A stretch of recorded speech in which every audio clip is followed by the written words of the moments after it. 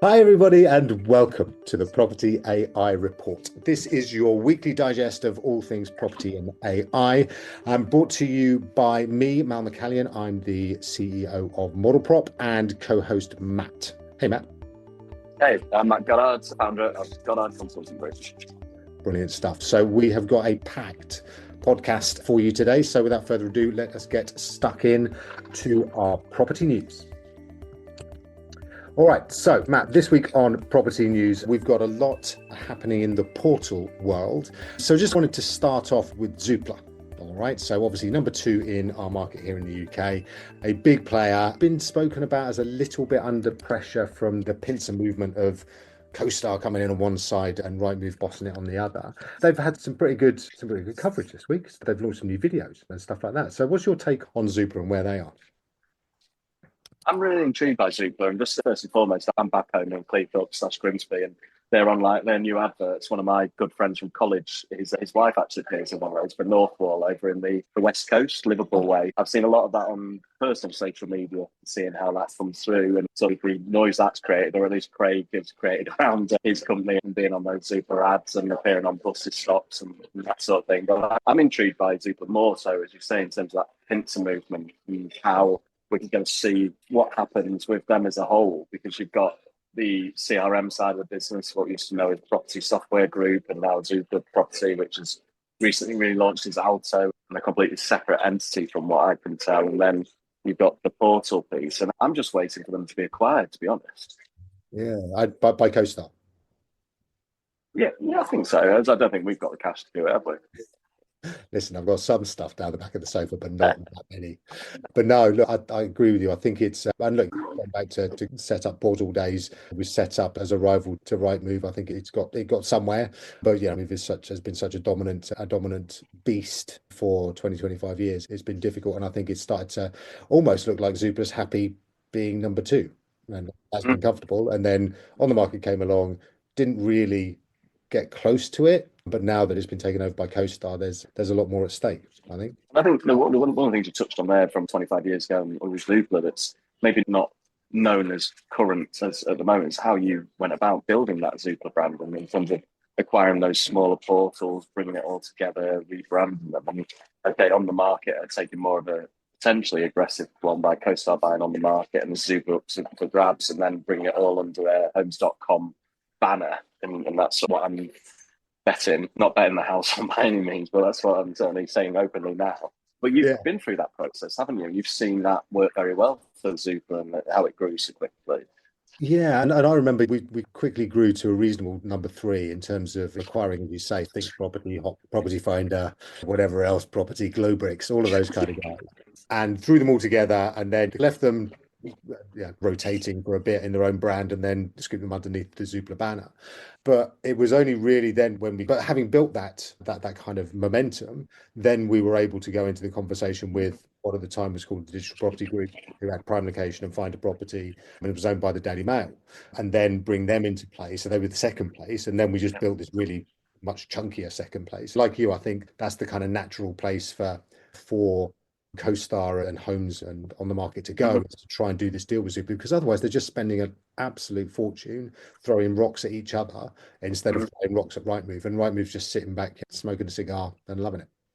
We know that the only other one that's going to displace Rightmove, if it's not homes.com and social media, but people need to start using that figure. And that's maybe one for a separate conversation. But I am intrigued by that. And obviously, CoStar have already done that trick in America, haven't they, by going through and taking those independent portals and rebrand them all as homes.com.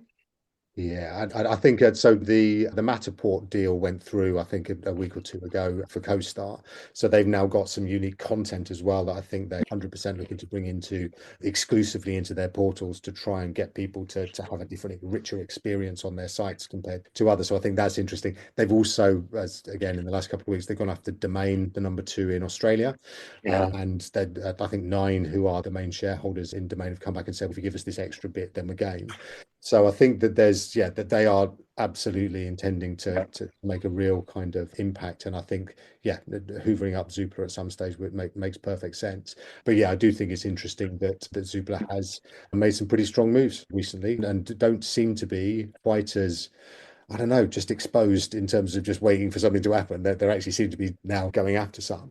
And I think that's quite interesting. Obviously, in the background to that, we've got Rightmove and its price increases and it being reported to the Competition and Markets Authority by Sean Adams and a petition of some hundreds of people. So yeah, I think that the portal landscape is in an interesting place. And then you've got a few new ones sprouting up as well, as tends to happen every 3 or 4 years. No, exactly. I remember actually when I joined Repeat, what, 13 years ago now, and there was a story of George Steed, the old one of the founders, actually having a call from someone in one of these new portal upstarts, calling up and saying, "We want a free feed. We understand you're charging for these feeds, these portal feeds." And George saying, "Come back to you when you are something significant." And the guy was Alex Chesterman, and obviously he did go on to do something. But as a CRM and George running it, he'd had so many portals come along the way that these 4 or 5 that we hear about this week, it'd be interesting to see who survives that. And it just as you touched on there, the domain news from CoStar as well was absolutely broke while I was over in Australia with Ray White, the agency, not the guy. He's long since passed. But it was interesting to see the noise that created over there. And Domain are very much the Zoopla of Australia in terms of not only the second player, but also they've invested heavily in technology and owning that technology space historically as well. So it's to see how that plays out. And obviously, CoStar are much more than just an American player in that regards. Yeah, no, exactly. I think it is going to be fascinating. It sounds like they might get Domain away, which is going to be interesting. The kind of that there is a reflection back over here where REA Group obviously tried to buy Move back in September and narrowly failed by all accounts. Again, when you look at the likes of Sean Adams, who was saying that essentially Rightmove is fattening itself up to get one more offer before it actually gives itself over and then just yeah, everybody runs to the hills and sees what AI does. One of your points was about whether social media was going to be the only other answer to Move's dominance. I do wonder, and again, we'll get a bit more into this sort of AI stuff as we always do. But yeah, agentic search, I think, has got a really interesting place in that, and whether actually. So I don't know. You got access to Manus as well last week. I've been playing around with it this weekend as well. I finally got access. I can't I believe. did, yeah. Do Yeah, you think is it worth just explaining what Manus is as well? I know people you all mentioned on your podcast previously. 100%. Yeah. So Manus AI is a Chinese AI actor. So it will essentially, it's task based. So you give it a task to Mm. do and it will go away and it will work out how to do it. It'll write itself. So this is all AI. It'll write itself a little list of things to do and then it will go off and execute them. And that includes going and looking on websites and finding information, bringing it back, synthesizing it, and then presenting a report at the end of it. If you're interested, I actually put a LinkedIn post up this morning on. So if you go find Mal McCallion, actually showing some of it working out and showing it actually going and not only finding properties that were within my specific criteria, which was sea view down on the south coast and near a ballroom dancing kind of convention, which it went and found very entertainingly, but it also then created a website for this, Wow, yeah. which is like absolutely phenomenal. So essentially, what it's doing is it's going and grabbing properties. Just again, just out of information, it wasn't all Rightmove properties. There was on the market properties were in there as well. It looked at agent websites too. So it's really this is what's going to be happening. And then yeah, it brought all back together and created a nice little website for me that I could then go and add to as well if I had any other ballroom dancing type properties to look for. That reminds me of a number of years ago where again out in Australia when I was working there in 2018, every new listing had its own microsite branded as the agency, and these were spun up in real time and creative. When I used Manus, I did it for some website type work, but more for a client in Dubai. And it created that new website and had all the content on there, and it was accessible to anybody online.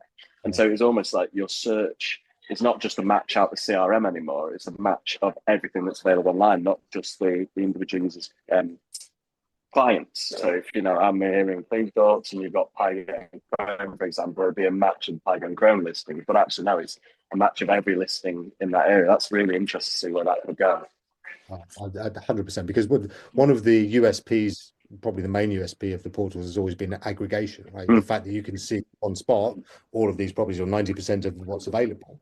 So if aggregation is now taken over by agentic AI, so yeah, ChatGPT will go or Manus will go and find properties wherever they are with those particular attributes, then your portal search is starting to become a little bit, why would I just use these, really restrictive filters when I can go and ask about ballroom dancing, etc. So yeah, so really, I think that's going to be really interesting. And I think to your point about, and going back to the sort of general portals, you're talking about Zoopla's kind of software. And again, this is going to become, I think, a really interesting part of AI is it's just data, right? So actually the UI on these portal or on these CRM front ends, if it's not humans in a couple of years' time actually clicking the buttons, it's just going to be AI and it's going to be Manus or it's going to be somebody else.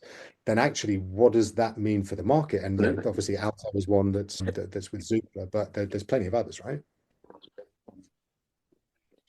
But there's one this morning I was listening to. It's called Ace from General AI, and they've released it where it'll literally click on your screen and you can watch the cursor being moved around by the generative AI, agent AI, doing what you would do, but it's doing in milliseconds rather than the seconds that we would take. So watching Yeah. these agents spin up is incredible to watch. Yeah, I think it's going to have a huge impact. And I think as well that there was a good story today as we move on to a different one about Rentman software. And again, this is right in your sweet spot coming from your background. But that essentially there was a big spat last week, it seems, where whoever had the license in the UK fell out with whoever was the global license holder. And now a bunch of estate agents systems have just stopped working. Yeah, and I thought it was really nice of certain CRMs to step in and offer to save them and to move them over as well. So that was a couple Yeah, of no, articles street. this morning on that front, wasn't it? Yeah, Yeah, Heather yeah, and Tom stepping into the breach. But I was thinking about it. I don't actually know many agencies that are on Rentman, but I do know from experience how horrendous it is when you come in the morning and everything's off, be it from my old days at Foxtons when we had an upgrade on our old property management CRM and it took us down for 5 days, which is very difficult to work right the way through to when we were at Reapit trying to migrate people over and the previous CRM just turned off so that we couldn't get the data to convert over and suddenly you're having to pay for a new license just to keep ticking on. So hopefully those Rentman clients get over to Street or whoever the CRM might be. Yeah, that's nothing that Reaper would ever do. No. I think they could help as well, I'm sure. Give them a call. There's other good, what's the term? There's other good Yeah, bookshops out there you can go to as well. are available. Other Yeah, great that's it. are available. Yes, absolutely. But bravo to Street for getting in there really quick and actually making a splash in their PR. Great PR, yeah. Very smart. Okay, so just one more story then for this week's property news. Centers around an agent over in Norfolk, Sue Hall from Arnold That's Keys. your neck of the woods, isn't it? It's not too normally miles away from here, actually. Yeah, so I'm Cambridge. So yeah, I can go over and help with the AI that Sue has identified, which is, and it's a valid one, right? Perhaps it's over exaggerated a little bit, and sometimes journalist headlines are. But it says agent slams competitors who use AI to write property descriptions. Now, it is very much the case that people writing the AI writing property descriptions can be really rubbish because if you just put it into ChatGPT and ask for a property description, it's going to write it in Americanese and it's going to say serene escape, guaranteed. I tell you, it's going to say that. It's going to basically go through all of those different, very Americanized kind of words, but you can train this out, right? Yeah, no, absolutely. In the same way that I asked my LLM something last night and it came back and said, I'm going to use the term game changer here because I've previously told it not to use game changer and other things. I've been through the whole prop tech bingo saying do not use that term. And Yeah, also reach out's been banned, a whole host of things. You can program them. And if it's coming back with Zeds in it and Americanization, you're just taking out the box. yeah, But right, well done to it, because I do think when it's clearly been written, for me, the point of generative AI is it's a great first draft and you yeah, can then go on and build from there. yeah. It solves the blank sheet of paper problem, right? Where you're Yeah. just sitting there going, where the hell do I start? And it's Yeah, not just text anymore, is it? And I know I'm a spoiler for later, but it's not just text first draft anymore. 100%. There's so much good stuff going on that we're going to get onto. But yeah, just to round this out, I think we should go. So we have a red list. So look, yeah, guys, we do these AI property descriptions, but this here at Model Prop. But what we do is we train it on the agent's previous property descriptions, so it writes like that. And it's literally that kind of straightforward. So you just train on 30 to 50 previous property descriptions that they love, and then it will just write like that. You insist that it only writes in UK English, and like you said, we always have a red list of words agents hate, and every individual agent has its own list of red words. I'd love to see your red words for your own production because I had to compare it with mine because I'm sure there'll be some good similarities. But yes, it's not difficult, but so yeah, in this case, I would argue it's not necessarily the AI that's messing up and that's wrong. Sadly, it's probably the humans using it badly, which I don't think is the last time. No, I think that'll be a recurring theme. But in the case of all technologies, isn't it? When it's not working, it tends to be the humans. Yes, we can come from the technology side to say yes. Absolutely. And it is generally true. But anyway, what we are going to move on to now, just because we really want to get stuck into some of the amazing tech that's out there, we're going to talk about our AI and technology news this week. All right, first up, we need to just flag that the Gemini 2.5, so Google's latest large language model is here. It's what they're calling a next gen version with reasoning capabilities, so hybrid. And yeah, it's amazing. Apparently, it absolutely smashes some of the benchmarks and is currently sitting pretty above the likes of Claude 3.7, Sonnet, and OpenAI's ChatGPT latest versions. So yeah, I'll be honest with you, it came out last week. I haven't dived into it with any great Well, detail. so for me, one of the best things that it's done is it's folded in the audio overviews from Notebook LM, which for anyone who's not used Notebook LM previously, it's very much a research and scholarly product, wasn't it? But the standout, and I think you might have introduced me to it first, Mal, last year when you were speaking at the event in Barcelona, because that's basically sound like right. I can't think of the This is word to what we say to do, use right? on podcasts. Yeah, just It's Barcelona, chatting like, about this stuff. Anyway, I'm sure there's plenty of swear words you can use in there. I'll let people listen do that. But Notebook LM was fantastic, and there's a number of people I work with and speak to, including my wife, who now uses it for their own research, and especially the audio overview that basically lets you create a podcast of the content. And with things like the renters' rights bill coming up and a lot of very dense content to digest, that's confirmed. Gemini's now got that wrapped up. And interestingly, I heard this morning that the person who was overseeing all of Notebook LM has now been moved in to run Gemini as a project. So that's been yeah. Google obviously really seeing what Notebook's done and shifting that focus from Notebook into Gemini, but with the team from Notebook running Gemini basically. Brilliant. Yeah, and it was such a great product, wasn't it? It was like just it landed and it just blew everybody's minds, particularly the natural conversation of the kind of podcast hosts. But yeah, absolutely. I can see why they would want to privilege that particular person, move them into productizing some of the other stuff. No, that's good. Again, it's always good. So my advice and I think yours as well is what you want to do is have kind of two or three of these kind of frontier models almost on going at the same time. And yeah, they're $20 each and stuff like that per month. But actually, and then if you give them the same prompt or give them the same kind of instructions, and then see which ones you prefer, and actually which ones gives you the best one. And sometimes you can even say, I got this from another large language model. Can you rewrite it and so on? And it can just then you can really fine tune stuff and get it almost adversarially battling it out for who's the best and which one you actually prefer.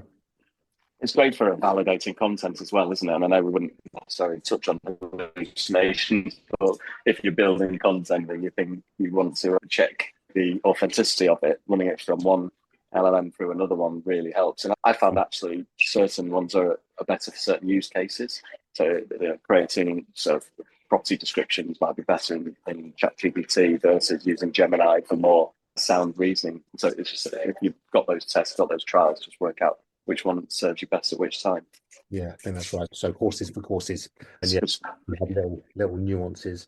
And talking about big companies and what they've been bringing to the AI table, we were touching earlier on, and before we jumped on the podcast about Apple and the fact that Apple AI, which they would like to stand for Apple Intelligence, and yeah, it's hit a brick wall, hasn't it? So really, that they've been able to leverage all of their data, all of their hardware, the fact they've got distribution into most people's pockets across the world, they just haven't been able to crack AI, have they? And what have they done recently? They've stopped talking about it. Yeah, but they've pulled all the marketing for it. So this is one where marketing's got ahead of products, and as Apple does these incredible marketing videos of, "Hey Siri, go off and book me the best type." Oh, my Siri's just gone off on my phone to the right of me, but go off and book me the best table for steak in Leeds. Okay, I think that because Siri has gone off on your phone, where you are in Cleethorpes has meant that actually you've now frozen again. So yeah, no, you are back. You were just saying about go and book me the best. My Siri had kicked in and taken my phone signal at the same time there. So given that I'm currently tethered in a cafe on the seafront, this is probably a bad example, or maybe a good example of where the Apple AI is wrong. But all these amazing, as Apple does so well, marketing videos and collateral, and even saying we've got the AI button now on the Apple 16 phone, which everyone's sort of started to get, and obviously they're not using for the AI at the moment. All those marketing videos got pulled last week, so that very much, I think it's they're now saying it's at least a year and a half away before they're actually going to have any of it in place because they've ultimately got to rebuild Siri from scratch. Yeah, 2027 I heard as well. And then there are now people who bought the latest iPhone, I think it's the 18, who are literally suing Apple on the back of false advertising and the fact that they bought this essentially the same thing as was in 15, 16, whatever. And yeah, it's a problem. And it's brand damage, right? There was one thing you knew about Apple, and that was that they delivered product and they did an absolute really strong job. The fact they've taken an extra couple of years with AI, everyone was going, just wait, going to be okay. Apple's got a plan. They're going to come out of the blocks and they're going to absolutely smash everybody else. And it's just like Emperor's New Clothes, right? There's just literally nothing there. I think they need to almost suck it up. And it's a bit of a weird turn of phrase, but the button's on there now. I've actually configured mine so that it launches ChatGPT voice, so I can click it, use it, and then I do have AI I can speak to. And I wrote my last LinkedIn post walking to the gym the other Monday morning, having a conversation about the McKinsey report that come out, how that was from last July, how things had already fallen behind. But by the time I got to the gym, I had my LinkedIn post all ready and saved via my ChatGPT buttons, I'll call it now. Like Apple Yeah. should just take that for 2 years, have that relationship with somebody, and then obviously fix everything in the background. But for now, they'll just get sued. Yeah, exactly. It's just pretty embarrassing. And yes, gives little reason for an upgrade right now because Mm. the phones are pretty much the same as they were as well.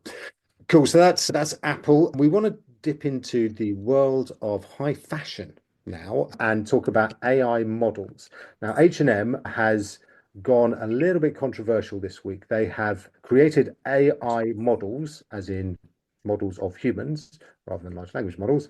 And what they've done is they've created digital twins, essentially, of real models using AI generated imagery, and then they are able to use them to model clothes.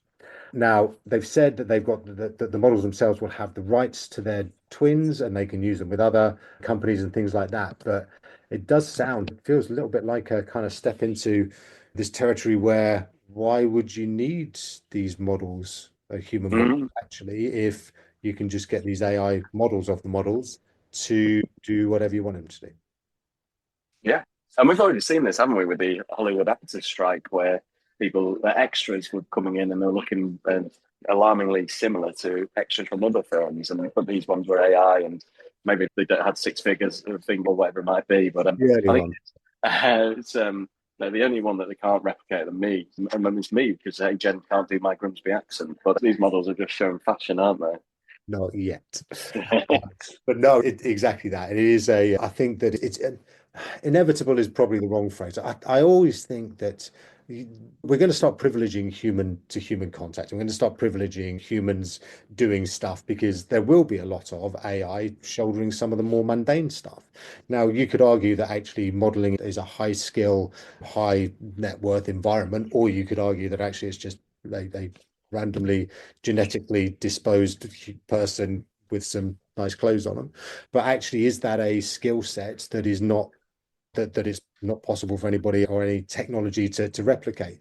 And I just think that the more we move towards a world where we're doing things that are higher, that actually using some real human-like intelligence rather than artificial intelligence, I think that's where we want to get to. And I think, yeah, enabling us to all focus on the higher level stuff is where we're going to end up. And I think inevitably.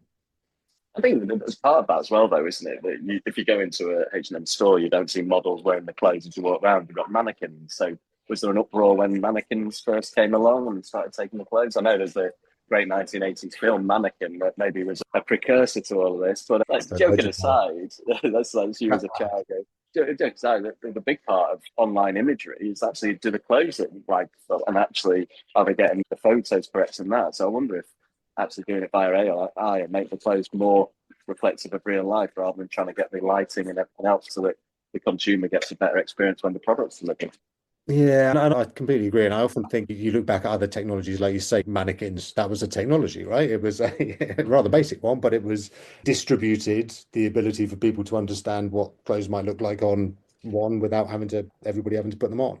And you go back to things like, I don't know, electricity, the car, stuff like Mm. that. Every single time, there were people who absolutely were furious about the fact that actually this had come and taken their jobs. People working in the fields when plows came along and all that sort of stuff. And then horses started pulling things. And it's like, what?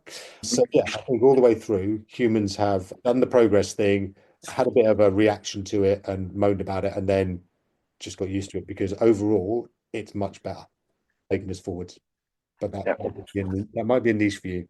We'll see. But it's not the AI that's going to take your job, is it? It's the human using the AI that's going to take your job. 100%.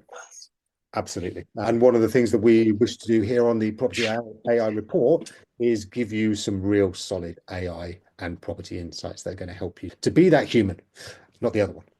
All right, so that's H&M. We're going to touch on another couple of stories real quick. We are going to speak about Crisp. So Crisp is a company that is using AI to help Indians sound like Americans on calls. Now, there has often been almost like a mimetic laugh about when you speak to a call center and it's like somebody in Mumbai and they say their name's Dave and all that sort of stuff. Now, they're going to sound like Dave as well as calling themselves Dave. And there are some people who are really uncomfortable with that, I think. And some people are just like, of course, that's just essentially it might even be better and it might be less jarring because they're going to be able to speak a lot more in the colloquialisms and that sort of thing of the country that they're purporting to be from. What are your thoughts? I often use the call centre as an interesting one in relation to AI coming in, especially voice AI. I think it was a year or so ago we had examples where you call up in America a hotel and the IVR is it, and where you press the buttons and get the responses on your phone actually it's an AI voice. So you could say, I've got this booking, my surname's Goddard, and it will get played back to you, but in a very AI way. And people again find that a bit jarring, and there's examples of that coming through now with I think SMS Speedway have got an example where they've got a voice bot that can handle your lettings inquiry and take your requirements and then feed you back some examples. But having that, the fact it's AI, people find jarring the same way that when we moved call centres to India, people found jarring, despite the fact you were speaking to professors and doctors and people very highly trained. So I think everyone finds a little just that lack of sort of similarity to what you're dealing with is, I think, the jarring piece, and whether it's the American voice mimicking it. And certainly we should put the lady on in Norfolk to it so that the voices can be Norfolkized, if that's the right term, and to help them out as well. Suggesting it's as difficult to speak to somebody in Norfolk as it is to speak to somebody in. If it's got Americanization, for example, say, hey, Jen, can't understand my Grimsby accent. I know, and I'd sound a lot posher in my Hey, Jen videos, but maybe that's a part of moving to London 20 odd years ago. We'll get you speaking posh in the end, somehow. Yes, you'll get me there. Suddenly on this podcast, it'll be posh Matt. But yeah, no, I completely agree. I think that, and it is something, and again, like the model prop, we do voice prop, which is a very similar thing where we actually are looking to get people to be able to speak to an AI, book viewings, all that sort of stuff, because we think that this is how people are going to communicate. It's 3 times faster to speak to somebody than it is to type. Or on average. So actually what you're doing is you are supercharging people's ability to communicate and then the AI agent to understand and then to go and find data and then return it to you. So yeah, I think we're going to get, obviously not with Apple phones because as we've discussed, but with other phones, you're going to be able to chat as you have done with, you've hacked it with your ChatGPT. And I think that's just going to be the way that we go forward. So anything that helps smooth that conversation, I think is really good. Whether actually it's as you say, a doctor over in Delhi, but who's had an Americanized accent. It's what they're saying that's important, not necessarily how they're saying it. I think it's like there's a personal experience, and this is where we've always got to be careful, haven't you, that you live in your own little bubble. It's like my experience, I prefer to text or message, mainly to my brothers. That's how they communicate, and you can obviously do more if you're on a conference call and messaging. But so many people now use voice notes and those ways of communicating. And actually, voice is a long way to stand. And I know there's products out there that deal with the huge volume of letting inquiries you get, but lettings agents aren't built for the volume of inquiries that our Shoreditch office when I was at Foxton used to get 1,300 inquiries a week in September. And you've got 4 members of staff who should be out on viewings, but that demand and supply just isn't there. So if you can handle it with voice AI because people are making those calls, then all the better. At least you're getting your inquiry heard and getting the next stage of your journey. Couldn't agree more. Yeah, and I think again we talk a lot about getting machines to do the machine stuff and get humans to do the human stuff because you can free your teams up from sitting in front of a screen and doing data entry, taking calls, all that sort of stuff, then you've got a huge amount more revenue generation potential that isn't just stuck in kind of sunk costs, people sitting, doing some very dull admin. And nobody kind of sits there when they're at the age of 7 hoping that they're going to be able to fill in a CRM form really well. No, exactly. I got absolutely panned by my mates for saying that it allows people to sprinkle the magic dust. So I'm just going to reiterate that: sprinkle the magic dust on it. Leave the AI to do the admin. Excellent. Well, we've captured that now, and that's going to be the start of this podcast, is you talking about fairy dust sprinkling. I said magic, or I said Sorry, Matt, you said, forgive me. That's a taking trademark. that's your one now. That's trademarked. Matt got up. Excellent. All right, that's it for our AI and tech stories this week. Now we're going to talk about our tool of the week. And Matt, I know you are a big champion of ChatGPT's new image generator, and this is something that everybody should be using, right? Yeah, it's been out now, what, a couple of weeks? Yep. And it's been so popular that OpenAI have had to put in restrictions around who can use it, when they can access it. And even on the paid levels, you come up against usage limits, don't you, and where the servers are overloading. So it's been exceptional for anyone who's not used it previously. So you put a description together and then go off to a ChatGPT product such as DALL-E to create the images and then get passed back in, whereas this is all now very much in line with the command prompt, so that you can request silly things like take this photo of me and make it look like a Simpsons character, or a South Park character is the best feedback, or as I've done with Mal Grand Theft Auto 5 styling. I did actually see one of David Mintz and Simon yesterday's Muppets, which you could argue they're already Muppets, but this is one that David Mintz had created. So there's people that are using them for fun, interesting style, but it's also where you can just give a brief of create me my next Instagram post with this information on it. And what's been really good in terms of this step is previously the AI was not great at text, whereas now the text is pretty much spot on from everything I've seen. And I saw an example come through from the Location Agent Network last night where they've got bar charts put in, and all of the creative is created. I'm using the word for created. All the creative is included as part of just an initial prompt to request that image to be. Yeah, it's phenomenal. And like you, I think everybody starts with the toy side of things, and it is fun. You literally can just find any photos of anybody and make it, like you say, into a Simpsons character. There was this Studio Ghibli thing that kind of went nuts, which is a particular Japanese art style. And yes, there's loads, and you can do whatever you like, and it is super fun. But then the more serious stuff is absolutely that you can actually do branding, right? So you can actually say text is now great. So you can get your text of your brand. You can tell it which colors are your kind of brand colors, fonts, what kind of style you want the logo to be in, all that sort of stuff. And it will do it for you like really quickly and really professionally. And that's a really powerful thing. Now, there is a caveat on that actually things produced by AI may not be copyrightable. So you might have to do some human stuff around it just to make sure that nobody else, your competitor, isn't going to nick it. But even still, the concept stuff is done and is out there. And really interestingly, as humans, we always very quickly move from fun to serious to corrupt. And now what people are using it for is to fake receipts. All right. So you can actually create a really compelling receipt, even with tea stains on it, that basically you can then I'm not suggesting anybody does this, right? Don't do this, kids, that you can actually then go and submit as being a legitimate receipt for some expenditure. And that's already happening literally within days of its launch. Wow, yeah, incredible. That's human ingenuity right there. So great stuff. Listen, Matt, thanks so much for this week. Really enjoyed it as ever. Thanks to you, Al. Very good to catch up. Indeed. We will be back again next week with some more stories all about the paired worlds of property and AI, and look forward to seeing you then. Have great weeks. Cheers then.